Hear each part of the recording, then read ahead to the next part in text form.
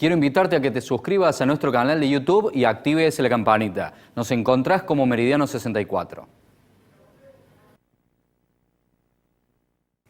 Estamos de vuelta, recibimos al ex candidato a presidente de la Nación del Frente de Izquierda y los Trabajadores, Jorge Altamira. Jorge, ¿cómo le va? Muy buenas noches, muchas gracias por formar parte de Meridiano 64.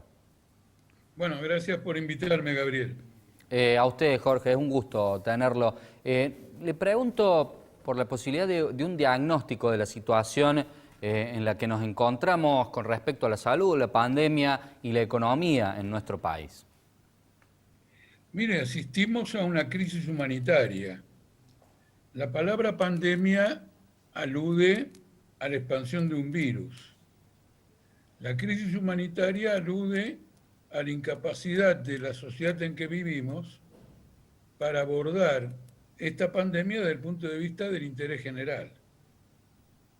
Y esto se percibe en el hecho de que en todo el mundo han abundado en extremo los subsidios para sostener a grandes grupos económicos y no así para sostener a la población sin empleo, a los que no pueden ir a trabajar, a los que tienen enfermedades, etc. Es decir, ha puesto en crisis la relación sociedad-naturaleza.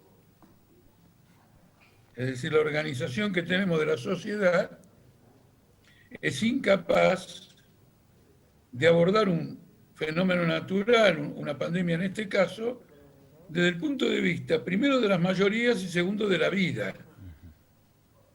¿En qué país se hicieron mejor las cosas o bien desde su punto de vista, Jorge, y cómo corregimos esta situación en la que nos encontramos con 2 de cada 3 chicos por debajo de la línea de la pobreza, casi la mitad de la población en general también es pobre, el 85% de los jubilados indigentes? Mire, no conozco en detalle todos los países. En el caso de algunos de Asia, creo que en Nueva Zelanda, fueron muy severos con el distanciamiento social a la hora de la más mínima expresión de contagios. Y supongo que habrán dado algún apoyo económico. Pero Australia, como Nueva Zelanda, como los demás países, son todas organizaciones capitalistas. Han puesto el énfasis en eso. Permítame que insista. Nosotros estamos sosteniendo una deuda pública que se refinancia cada 15, 20 días a tasas de interés abusivas. LELIX, deuda del Banco Central con los bancos por más de 3 billones de pesos, y no tenemos un mango para aplicar nuevamente una IFE. No hay asistencia a los comedores. Y hay una política salarial y jubilatoria que se esfuerza para que los salarios queden por debajo de la inflación. Es muy claro. ¿Qué tienen que ver los sindicatos con esto, un sistema Jorge? social, ¿cómo dice? ¿Qué tienen que ver los sindicatos con esto último que usted está diciendo? Porque bueno, la burocracia de los sindicatos es profundamente cómplice de esto. Es natural porque es un sector conservador, defiende sus propios intereses. No tienen la mira ni siquiera los trabajadores, en absoluto. Pero hay algunos sindicatos que han conseguido acuerdos que superan los índices de inflación. Son pocos, pero los hay. No, que superan los índices de inflación, hasta ahora conozco uno, el sindicato del neumático.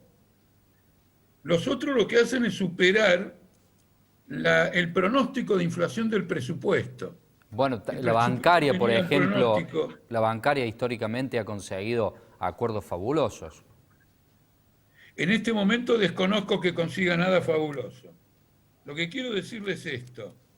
Una cosa es obtener un aumento salarial mayor al que fijó el gobierno de acuerdo al presupuesto del año 2021. Otra cosa es la inflación. La inflación está arriba del 40%. El gobierno pronosticó el 29%.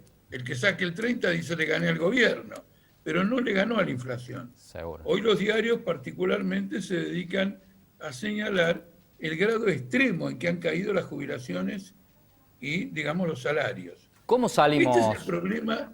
Mire, este es el punto, es el problema fundamental que el factor detonante de esta inmensa rebelión popular en Colombia no es otro que la descripción que yo le estoy haciendo de la Argentina y del resto de los países.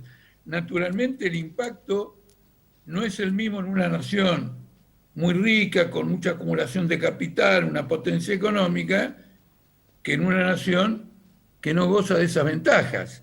Pero la línea general es la misma, y esto plantea un problema muy interesante de cara al futuro, porque de cara al futuro el problema de vivienda, de salud, de salario y de empleo va a ser explosivo como consecuencia de esta pandemia. Y la orientación general es opuesta. El presidente de Estados Unidos, Biden, en ese sentido hizo una observación interesante. Él ha dicho que estamos ante la crisis más aguda de la historia de Estados Unidos, en primero porque económicamente es la más intensa después de la crisis de los años 30, casi 100 años. Esta pandemia es superior a cualquier otra desde la gripe española del año 1918. Y el asalto al Capitolio por la banda de Trump es lo más grave que ocurrió después de la guerra civil de mediados del siglo XIX. Este hombre tiene una visión, por lo menos retórica, mucho más clara que la de los políticos argentinos, que abren escuelas porque sufren la presión de la patronal de la educación privada y de la iglesia, pero no porque tengan en cuenta el porvenir y la seguridad de alumnos y profesores. Jorge, ¿va a participar del proceso electoral del mes de septiembre? Sí, indudablemente, porque ya estamos obteniendo la legalidad en la provincia de Buenos Aires, la tenemos ahora en la capital, pero ya ahora estamos participando en las elecciones que van a tener lugar en Jujuy y en Salta. Y nuestra plataforma es esta la que yo le estoy expresando. Tome caso, por ejemplo, por caso de Salta. La situación de la pandemia en Salta es muy grave. En no todo se el habla país. porque Salta está lejos de la Plaza de Mayo. Exactamente. Jorge, lamentablemente nos hemos quedado sin tiempo, ha sido un gusto recibirlo, no va a faltar oportunidad y obviamente cuando venga a la provincia de Córdoba tiene la invitación a participar aquí en el piso de Meridiano 64. Le agradezco muchísimo por la entrevista.